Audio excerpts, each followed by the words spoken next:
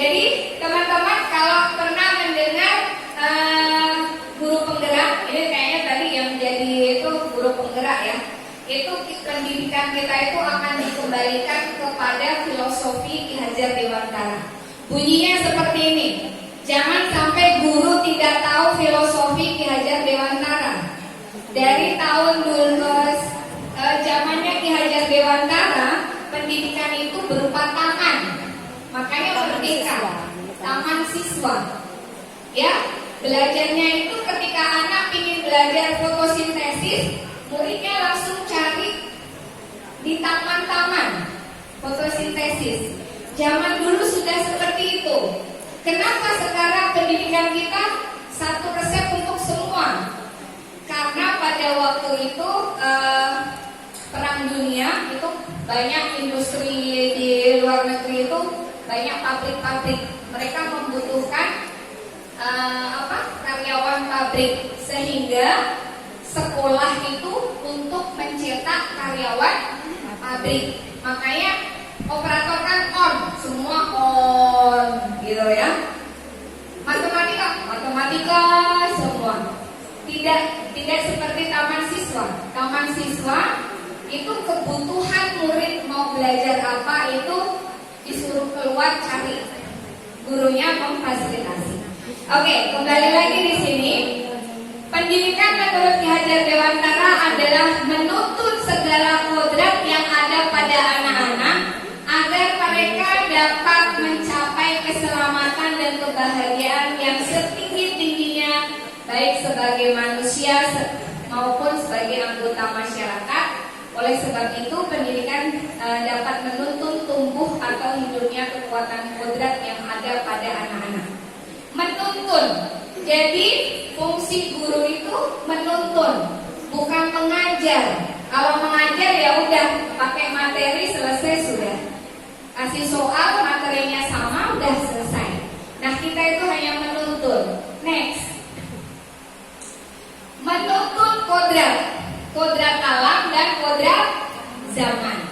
Kodrat alam itu seperti apa? Ini kodrat alam. Anak Bu Eltin umur 5 tahun tidak sekolah, dikasih pucuk ubi atau stik ubi, tancapkan, hidup dia. Tanpa sekolah, ubinya tumbuh subur, dah keluar buahnya, dia jual 1 kilo 5.000, hidup dia. Itu kodrat. Setiap anak punya kodrat alam, punya potensi masing-masing. Nah, guru harus menuntun itu. Anak yang berkebun tadi menjadi petani, 1 kilonya 5.000, dia tidak sekolah, dia tidak tahu hitung-hitungan. Ketika dia menjual 10 kilo dengan harga 5.000, terus 10 kilo kalau 5.000 dapatnya berapa? 50.000. Ternyata si anak cuma dikasih 40.000. Rugi tak anak itu?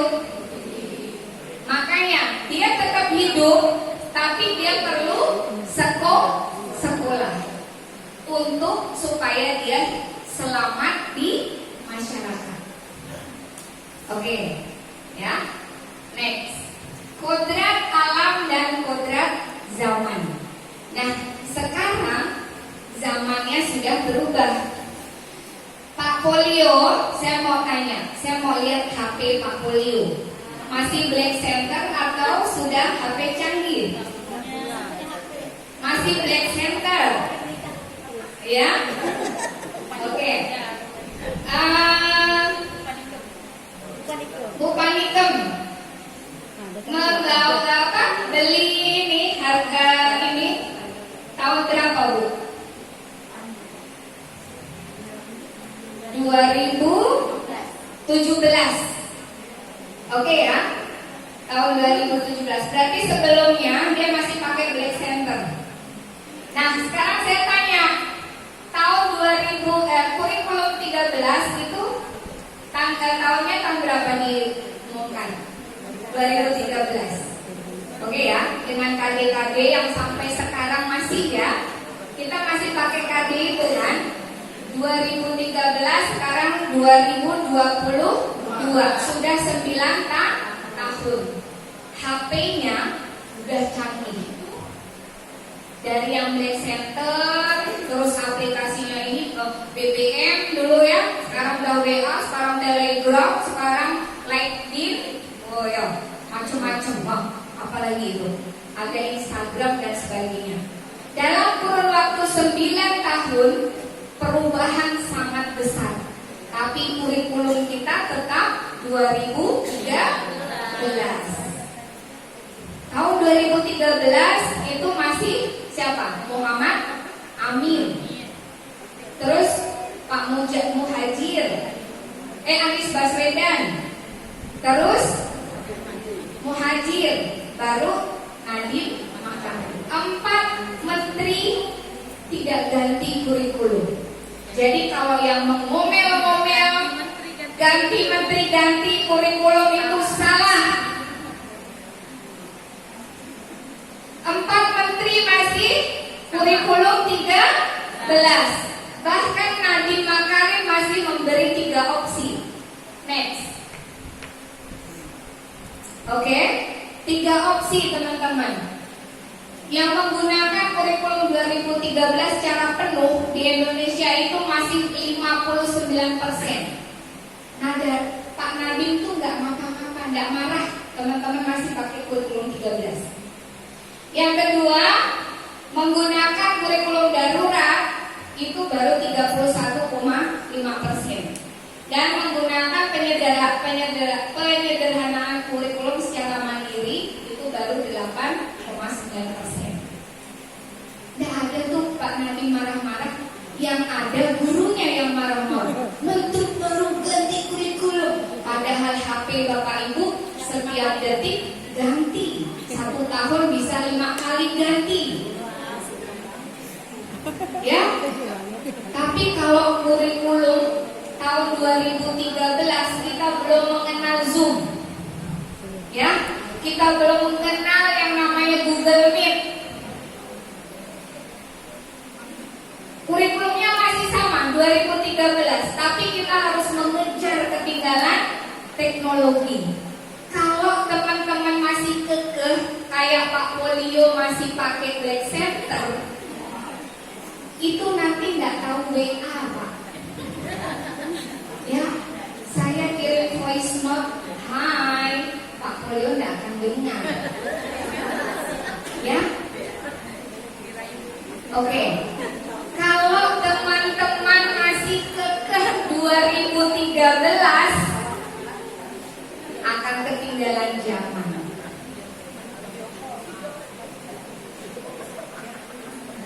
Dan aku termenung. Oke, ada yang masih mau marah-marah ganti kurikulum? Itu karena teman-teman belum kenal seperti apa kurikulum merdeka. Oke, next.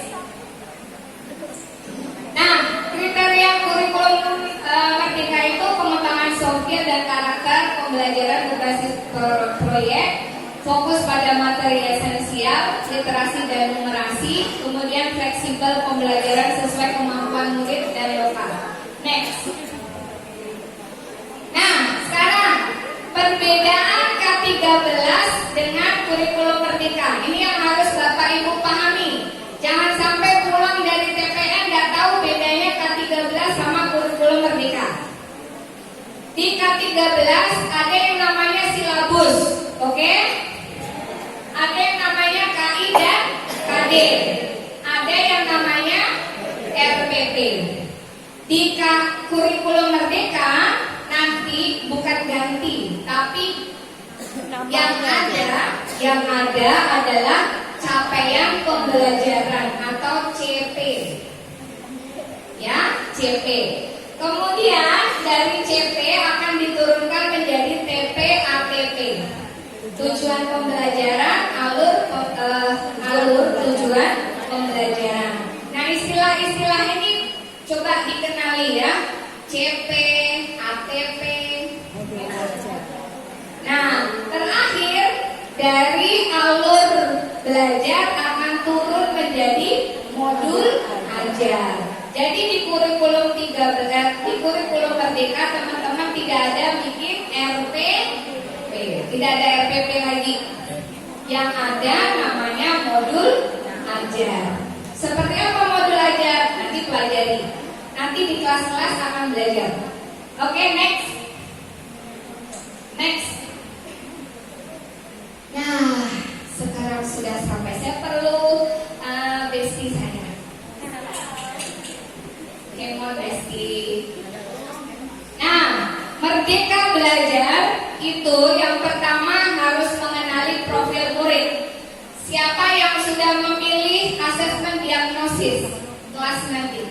Ya, nanti akan diperdalami asesmen diagnosis. Bagaimana sih menggali potensi murid, mengenal murid? Ya, jadi di profil murid itu bisa latar belakangnya dari mana, hobinya apa, minat bakatnya apa, terus cita-citanya apa, itu kita gali dulu. Setelah itu baru masukkan ke dalam pembelajaran. Ya, kalau tadi malam saya cerita, jadi ada anak kelas 1, anak kelas 1 itu kalau murid teman saya, anak kelas 1 ini nih orangnya aneh gitu, suka diem gitu. Kalau ditanya yang diceritakan tuh tentang pocong. Iya, anak kelas 1, Bu, tadi malam aku lihat pocong. Berapa pocong? Ada 3, Bu. Terus pokoknya dia tidak konsentrasi untuk belajar, tapi yang diceritakan tentang pocong. Nah, bagaimana seorang guru merdeka mengetahui profil murid yang suka pocong ini, masukkan ke dalam pembelajaran? Caranya, si guru kelas 1 itu, oh, pocong itu seperti apa sih? Yang loncat-loncat, Bu, gini. Coba kamu gambar. Lalu dia gambar pocong. Itu pocongnya 1 atau 2? 1, Bu. Tulisan angkanya seperti apa? Pocong 1, tulis angka 1.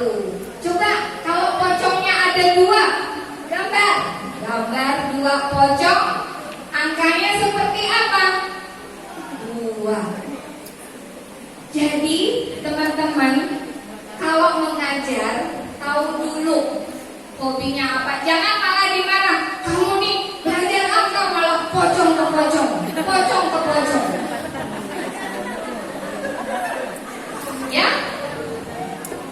harusnya dengan apa yang disampaikan oleh murid, kita gali, kita masukkan ke dalam materi pembelajaran. Nah, apa-apa anak kelas 1 kan lagi senang-senangnya berimajinasi gitu ya, curhat, masukkan saja ke dalam pembelajaran. Oke. Yang kedua, nah kalau bahasa Indonesianya bagaimana tulisan pocong? P O C O. Nah, nanti dia akan mengenal huruf gara-gara si pocong. Ya, oke. Kemudian diferensiasi, diferensiasi itu pembelajaran yang yang beda. Diferen itu beda. Jadi satu kelas bukan satu resep untuk satu semua. Contohnya Pak Supriyadi panuan, ya. Badan kali ya Bapak.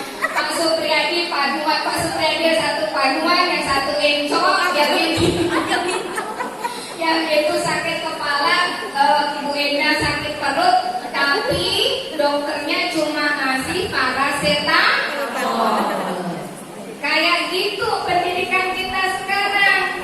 Yang satu senang nyanyi, yang satu senang bola, yang satu senang ngobrol, yang satu senang nulis, tapi pembelajarannya cuma dikasih suruh mencatat, suruh menjawab soal. Oke ya. Jadi bagaimana?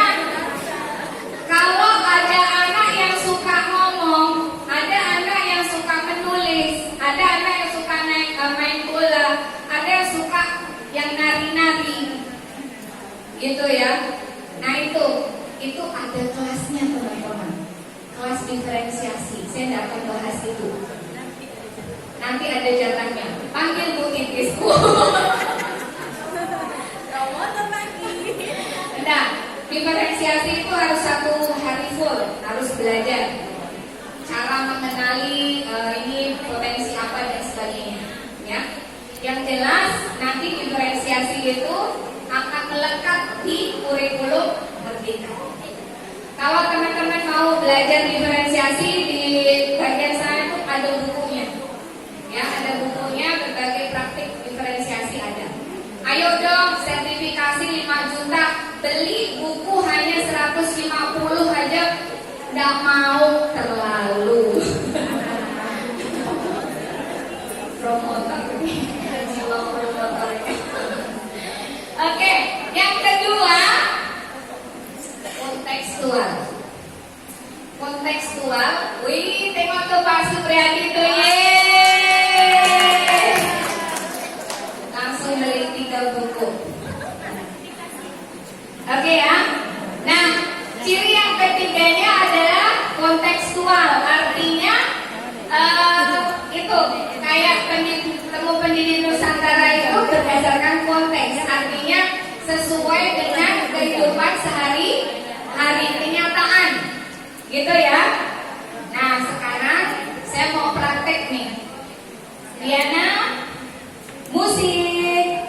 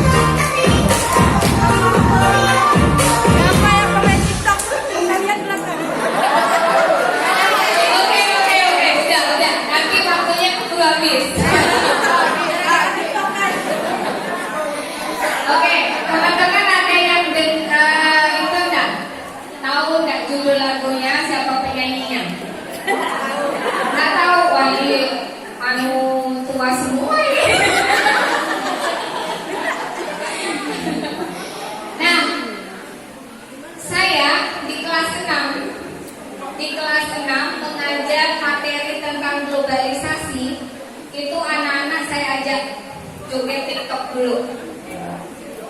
Terus saya mau tanya sama anak-anak, ini saya anak-anaknya nggak kenal TikTok. Ya, saya tanya itu tadi yang ada di apa namanya tuh di layar itu orang Indonesia atau orang Korea? Orang Indonesia atau Korea? Pokoknya orang luar negeri deh ya.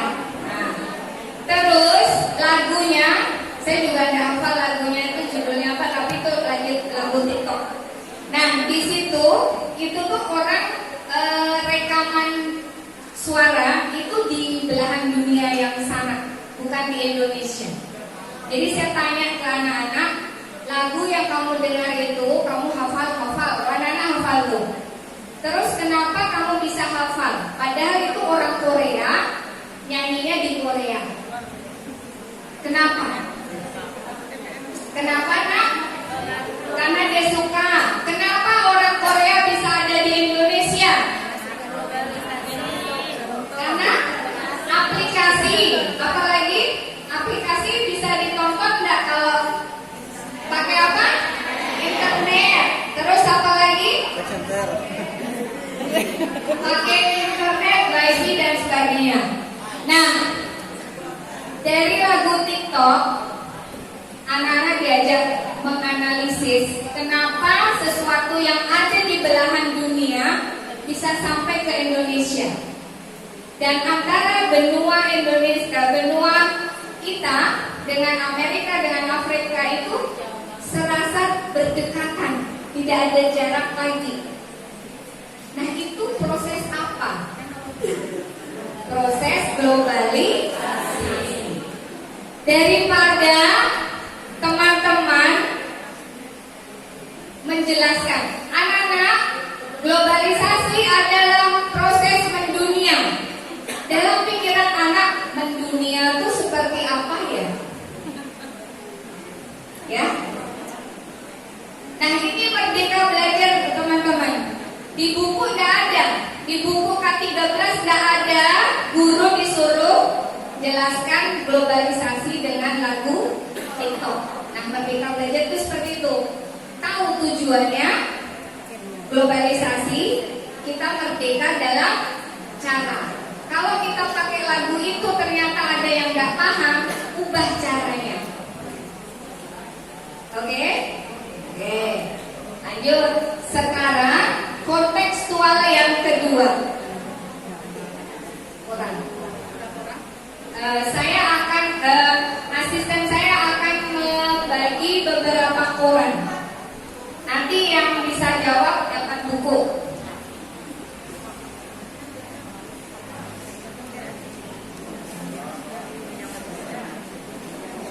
Belakang ya.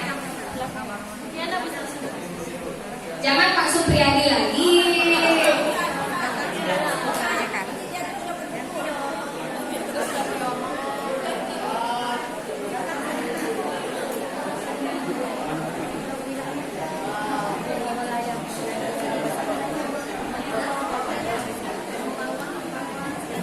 Oke, stop. Stop, ada berapa orang yang dapat? Nah, teman-teman, sekarang yang dapat koran, silakan pilih satu artikel, apa saja. Pilih satu artikel.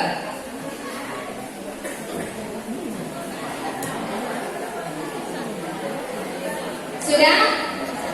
Sudah ya? Nah, secara kontekstual ini saya akan mengajarkan tentang nilai-nilai sila Pancasila. Ya? Siapa yang ngajar kelas 5, kelas 4, bahkan kelas 1 saja sudah ada tuh belajar tentang nilai-nilai sila Pancasila, sampai SMA ada. Tapi cara mengajarnya pasti berbeda. Nah, sekarang saya akan ajak teman-teman itu menganalisis kasus-kasus yang ada di sekitar kita dan kita masukkan itu termasuk pengamalan sila keberapa. Ayo, guru PPKN. Dapat artikel judulnya apa Kak? Wabah mematikan serang ternak. Terus isinya apa?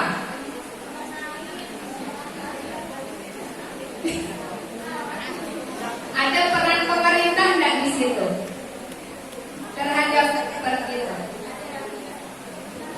Oke, dari Dinas Perkebunan dan Peternakan mengatasi wabah